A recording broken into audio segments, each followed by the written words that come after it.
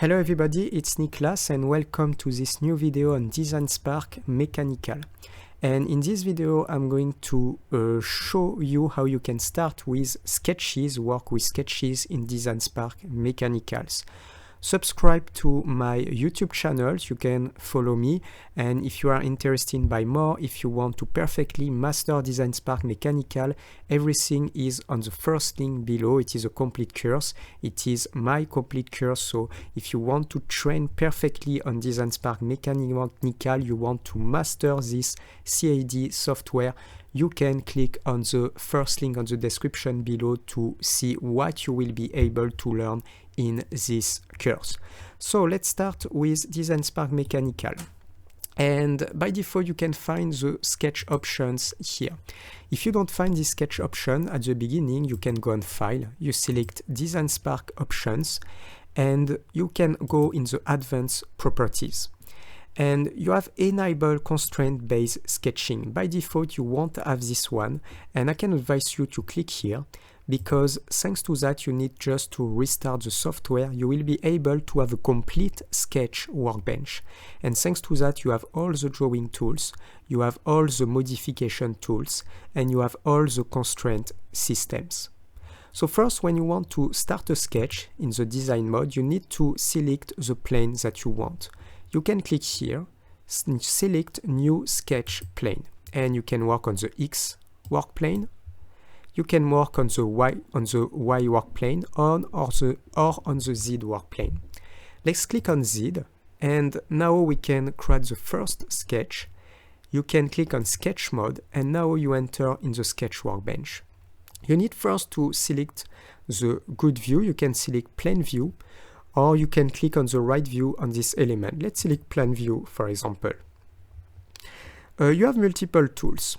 All the tools are here, so it means you can, for example, create a rectangle. If you want to create a rectangle from the center, you have define rectangle from center. And you can whether enter directly value or use your grid. If you want to enter value, I can type, for example, 40 millimeter and press tabulation on my keyboard and type 30 millimeter. And thanks to that, I have a rectangle 40 millimeter by 30 millimeter. If you want to enter dimension or change dimension, you can use this dimension tool and left click here on an edge, and you can, for example, change the value, or you can enter the values that you want. It's also useful if you need to add different line, construction line, and apply specific distance. Now let's just come back before, because I want to show you also the constraint systems. You have multiple constraints that you can apply. Let's take an example. If I create a first line here, just like this, I can press Escape, and I create a second line just here.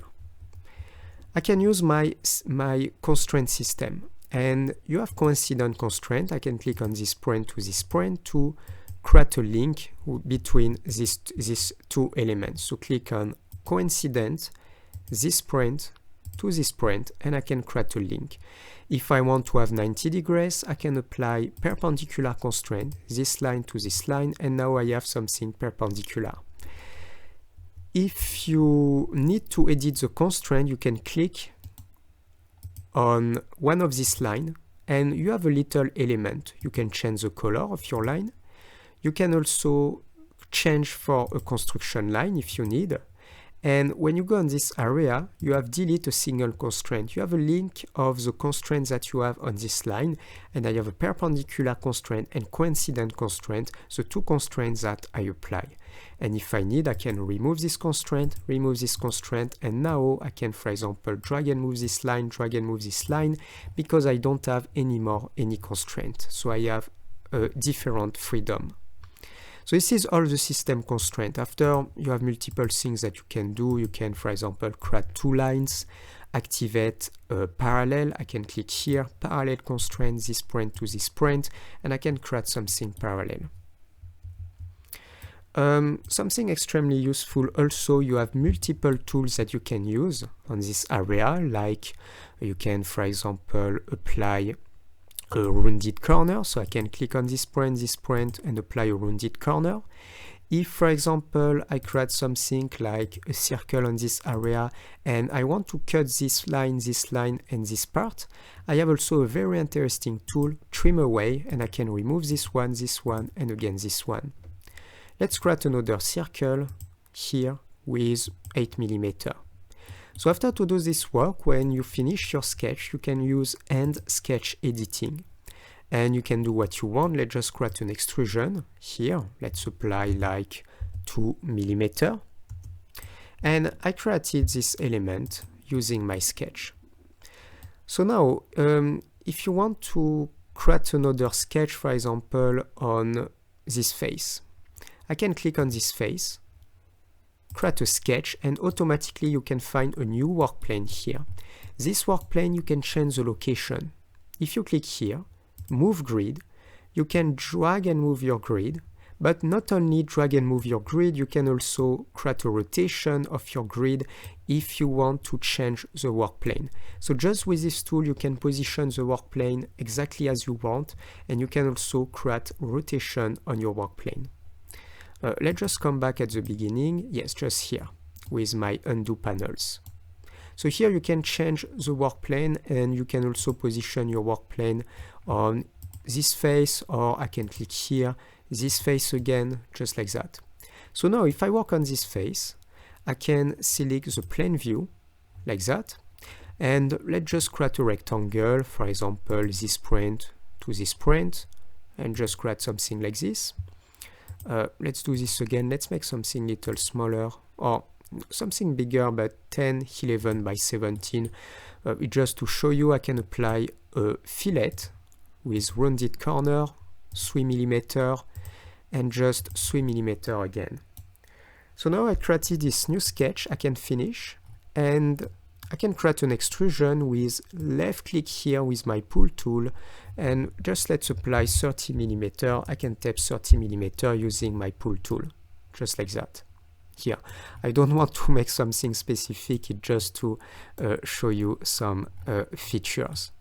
If I need to create another sketch on the top, I can go left click here, create a sketch, and now I have this new work plane on the top. I can select the view that I need, and I can work one more time with my different tools.